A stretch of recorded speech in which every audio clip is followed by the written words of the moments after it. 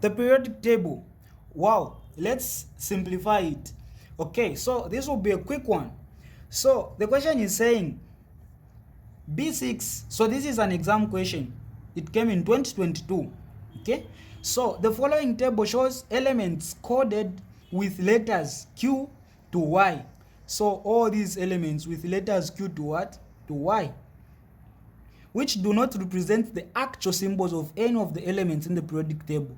So by this statement, they are telling you that don't see that this is V, then you come and start looking for V here. They've just used this to represent this, but they are not actual symbols here on the periodic table. Okay, you will need to use these letters in some of your answers. So whenever they ask you to drive some chemical formulas, you need to use this, not to go to the actual ones. You always use what they've given you unless they tell you. So which element shown forms ions with a single negative charge? Single negative charge. When you see that single negative charge, it means it is gaining only one electrons.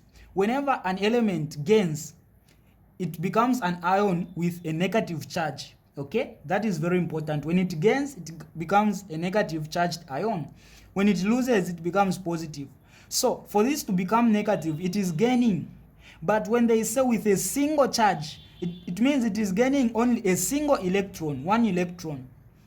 So you go to these elements, then you see which one gains one single electron. Well, it is the halogens, all these group 7 elements. All these, they gain what? One electron to form a negative, to form an ion with a single what? Charge.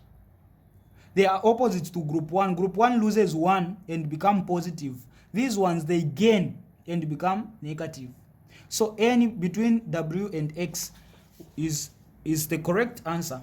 So our A1, we will say W, the first one. Okay, so this one. Then, which element shown has 3 electrons in its outermost shell? When they say in its outermost shell, they are talking about the valence electrons. Outermost shell electrons determines the what? The group. So when they say it has 3 electrons, it means it is in group 3. So this is group 1, group 2, this is group 3. Okay, group 1, group 2, group 3. So these are groups 1, 2, 3, 4, 5, 6, 7, and all. Then these are periods. Period 1, period 2, period 3, period 4, and just like that. So group 3 is this. So we only have V. So it is the one with 3 electrons. So our second question is V. Then, how many protons does an atom of element Y contain? Look at Y.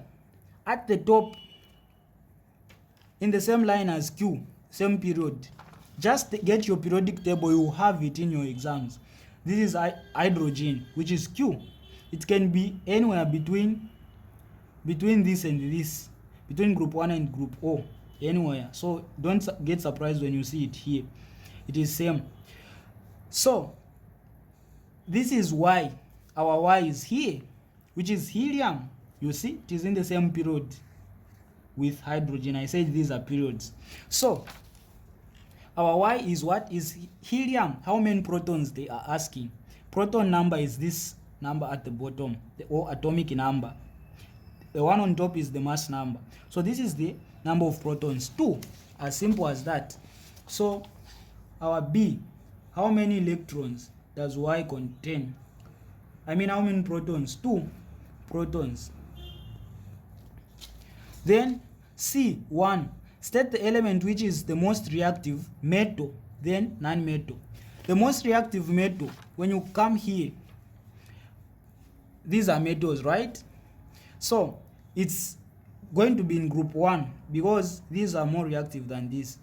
In group 1, the reactivity is that the more you go down the group, the more the reactivity increases. So this is the least reactive, this is the most reactive.